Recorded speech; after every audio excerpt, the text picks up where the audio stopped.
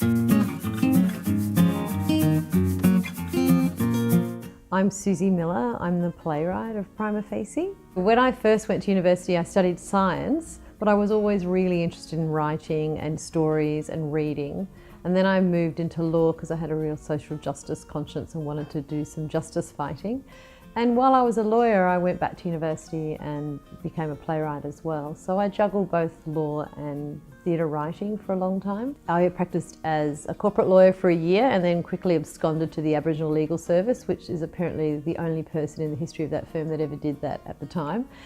And then I worked as a criminal lawyer and a civil lawyer at the Aboriginal Legal Service for a year or so, and then went to the Public Interest Advocacy Centre, which does class actions for in the public interest, and then became a children's rights lawyer. And I worked as a children's rights lawyer for many years, and while I was a children's rights lawyer, I doubled as a playwright.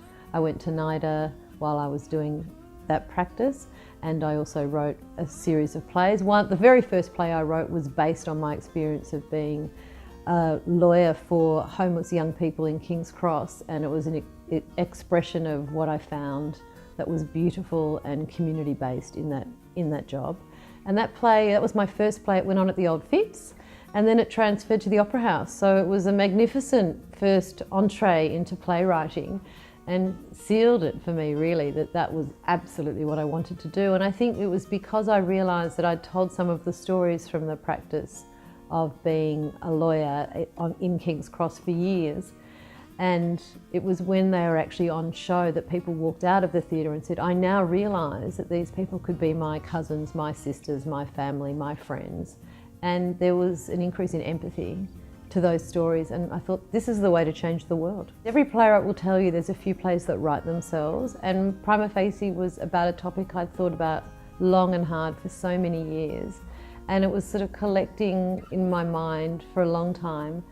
And it came out really, it birthed itself in many ways. And it was something that I felt so strongly about. And I really wanted to use my position as both an ex-criminal lawyer and a playwright to find that fine line between justice and lack of justice, between victim and perpetrator. Because of course I was a defence lawyer, but I also acted for victims. And I always remember thinking that sexual assault is an area that I couldn't really practice in because I felt that there was something uneven about the process.